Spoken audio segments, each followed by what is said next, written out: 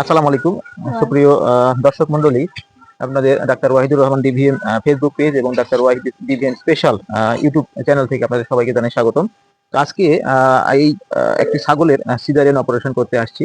তো আপনারা দেখতে পাচ্ছেন এই ছাগলটার যে আপনার ইউটেরাইন প্রোলাপস হয়েছে, কিন্তু যে সার্ভিসের যে ওপেনিং, সেই ওপেনিংটা একবার ওপেন হয়নি, সার্ভিসের মুখটা খুলেনি, যার কারণেই একটু জটিল একটি কেস, কমপ্লিকেটেড কেস আসলে এই ধরনের কেসে। এবং পাশাপাশি দেখছেন আপনার রেকটাল প্রোলাপসও হয়েছে। তো যার কারণে আসলে যেহেতু প্রেগন্যান্সি পিরিয়ড, একেবারে জেস্টেশন পিরিয়ড বা গর্ভধারণ কাল সম্পূর্ণ হয়ে গেছে, আর এই স্টেজে এসে ইউটেরাইন প্রোলাপস, রেকটাল প্রোলাপস, পাশাপাশি সার্ভিক্সের মুখ ওপেন হয়নি।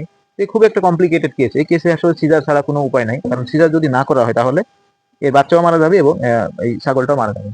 তো আপনারা, আশা করি আপনারা সবাই আমাদের সাথে থাকবেন, এই সিজারটি সম্পন্ন করব। তা আমি এই খামারির সাথে একটু কথা বলি। আসসালামু আলাইকুম চাচি, ওয়ালাইকুম ভালো সালাম। আছেন? জি, কবে থেকে সমস্যা? এই তো 10-12 দিনই হয়ে আসলো। 10 বার থেকে এরকম হচ্ছে? এতটা সিরিয়াস না। কোনো ডাক্তার দেখাননি? ডাক্তার দেখাইছি, কইলে ওষুধ ওষুধ খাওয়াইলে স্বাভাবিক হবি তাই বলছে। ও, আর কাটা হচ্ছে, একে শেয়ারিং বলা হয়। তো এটা সিজারের প্রথম ধাপ।